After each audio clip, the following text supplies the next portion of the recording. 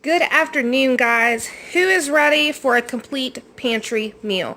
Let's just raise your hand. Me, me. It's a super easy meal, completely out of my home canned pantry.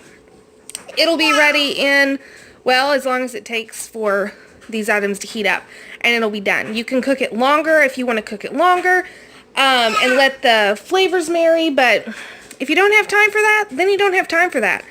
And today I have hungry kiddos, a hungry husband that is getting ready to come home from work. So I need to have this done stat because let's face it, I made my meal plan. I knew I was having beef stew today and I knew it was coming from my pantry, but completely forgot to actually start it because I was going to have it cook and like all the stuff marry and get all good, and now it's just going to cook until the hubby gets home. So that's just how it goes. We have my beef, my stew meat, and this is raw packed. This just goes to show, this is what it looks like raw packed. It is not aesthetically pleasing, but I will say, I went ahead and opened all the jars, by the way, because I'm doing it one-handed, but it actually, I'm kind of excited. I told you guys that I only raw pack my corned beef and I par cook all my other meats.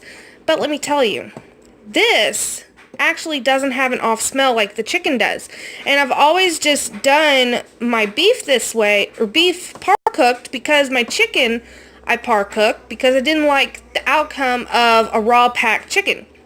But this smells just like roast. Just like a slow roasted. There's no off smell. So I'm kind of really excited to use this. So I have a pint of that, which is about a pound in a pint. And then I have two of my, they're carrots and potatoes and an onion soup mix. And these are phenomenal. They already have tons of flavor for a beef stew. It already has the onions in it. It already has the, sorry, my one of my babies is doing something funny.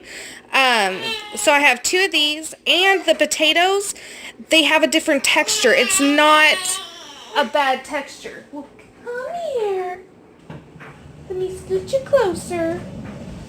They don't have an off texture. They actually taste really good and a really good texture. So I'm using two of these, and then I have my, well, come here.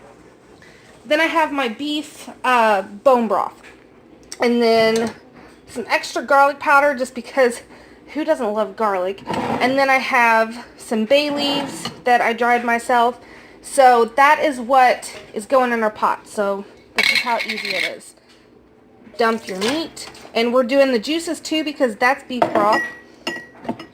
We're doing the juices of both these because that's onion soup mix. And I'll rinse those out.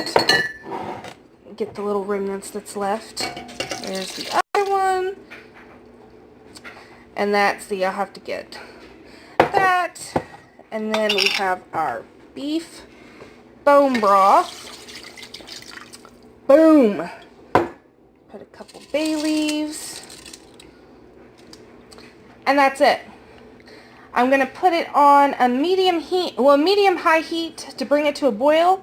And then I'm just going to turn it down to a medium-low, let it simmer until it's time for dinner. I'm going to pop in some cornbread. And that's it, guys. That is all there is to this delicious meal. I'm not adding any salt and pepper right now.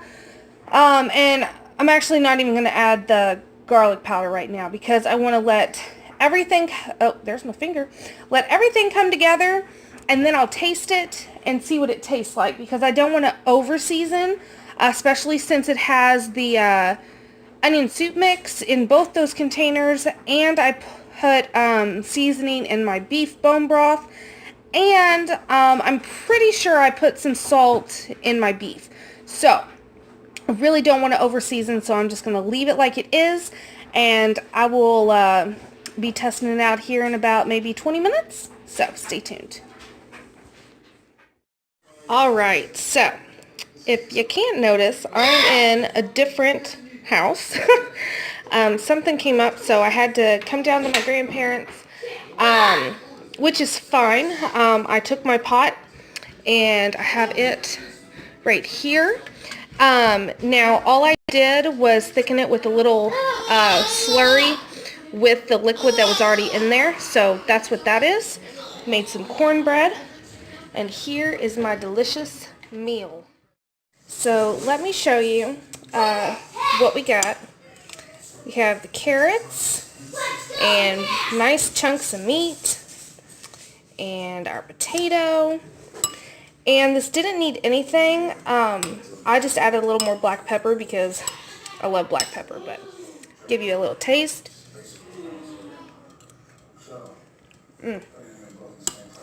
And what I love, the carrots and the potatoes still have so much bite to them. They're not just mush. I found that if you can it all together, like the meat and the carrots and the potatoes all in one jar, you're cooking those vegetables for so long that it makes them too mushy. Where this way, it's like you just chopped them up and cooked them. So I am so glad I was able to bring this recipe bring you along for this recipe, and I hope you try it out for yourself and maybe get to canning. So until next time, guys, thanks for watching.